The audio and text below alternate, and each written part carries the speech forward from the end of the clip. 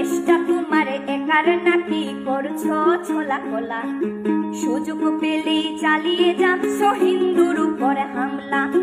দেশটা তোমার একার নাকি করছো ছোলা খোলা, সুযোগ পেলেই চালিয়ে যাচ্ছ হিন্দুর উপরে হামলা।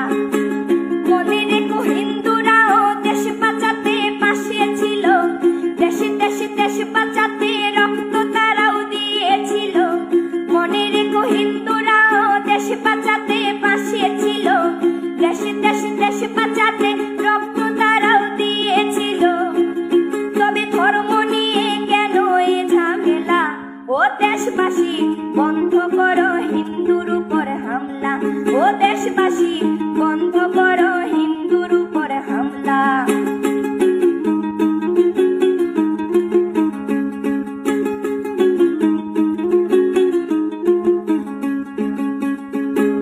আমরা হিন্দু সব ধর্মকে সম্মান করতে জানি, যেমন করে হিংস্র সুরবধ করতেও আমরা জানি।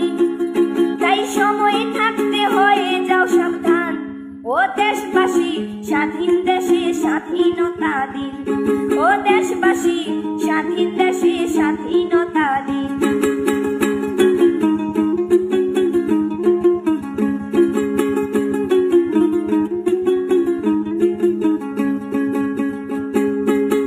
মনে রেখো হিন্দু মাও রাজপথেতে নেমেছিল, দেশে দেশে দেশ রক্ষায় প্রাণ বিলিয়ে দিয়েছিল।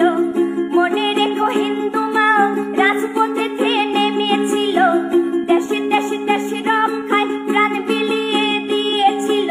দিচ্ছ তোমরা এই প্রতিদান, ও দেশবাসী স্বাধীন দেশে স্বাধীনতা দিন, ও দেশবাসী স্বাধীন দেশে স্বাধীনতা দিন, ও দেশবাসী স্বাধীন দেশে স্বাধীনতা দিন, ও দেশবাসী স্বাধীন দেশে স্বাধীনতা দিন।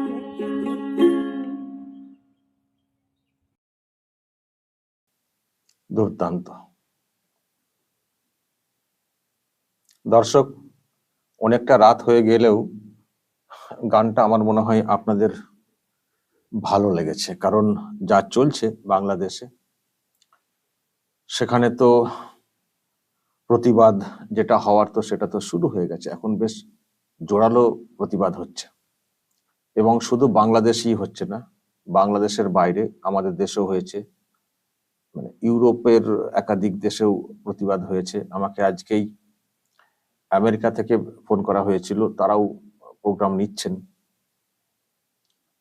তো গোটা বিশ্ব জুড়ে বাংলাদেশে সংখ্যালঘুদের উপরে যে নির্যাতন, বিশেষ করে হিন্দু সম্প্রদায়ের উপরে, তার প্রতিবাদ কিন্তু শুরু হয়েছে। আর এই একজন শিল্পী যেভাবে গানটা গাইলেন, আসলে ওখানে একটা গান মানে হয়েছে, যে মুভমেন্ট হচ্ছিল সেই মুভমেন্টকে আমি জানি না কতদিন আগে তৈরি হয়েছে গানটা, একটা গান ছিল এইরকম সুরে। তো মানে সেটা কি আর কি প্যারোডি করে এই শিল্পী গানটা তৈরি করেছেন।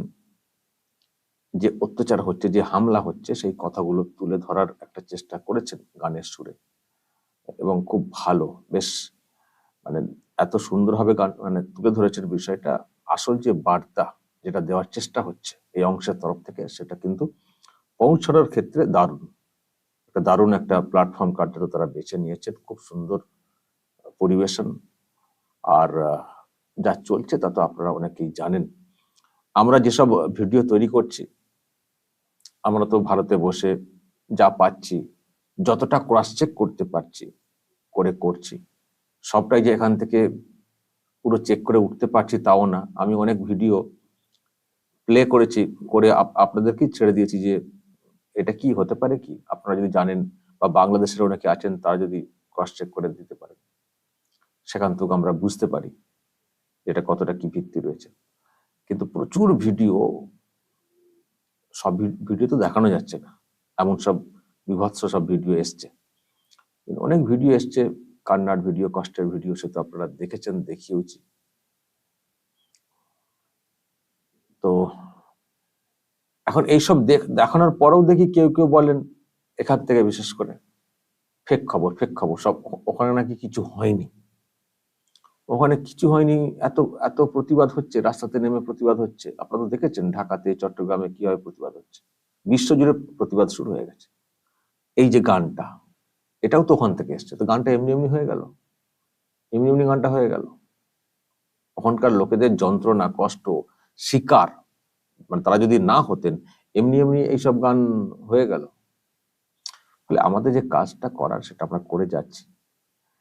আমরা চাইছি যে এগুলো প্রকাশ্যে আসুক, বাংলাদেশে যে সরকারটা গঠিত হয়েছে তাদের নজরে আসুক, সরকার দেখুক যাতে এই ধরনের ঘটনা না ঘটে। সত্যি তো, দেশটা তো সবার, তোমার একার নাকি? দেশটা তো সবার। দেশটাকে স্বাধীন করার ক্ষেত্রে তো আমরাও তো কাজ করছি, যেটা ওই অংশের মানুষ বলছেন। তো তোমার একার নাকি? তো এই বার্তা যাক শাসকের কাছে, এই বার্তা যাক, এবং শাসক দেখুক, দেশটাকে সবার জন্য বাসযোগ্য করে তুলুক, কারো একার দেশ না। তো গানটা এত সুন্দর গেয়েছেন, আমি অনেকটা রাতে পেলেও আপনাদেরকে শোনালাম। যদি আপনাদের ভালো লেগে থাকে বলবেন, শেয়ারও করবেন, কারণ এর মধ্যে একটা ভালো বার্তা রয়েছে। দর্শক বলবেন যা বলার কমেন্ট বক্সে, নজর রাখবেন আরামবাগ টিভিতে।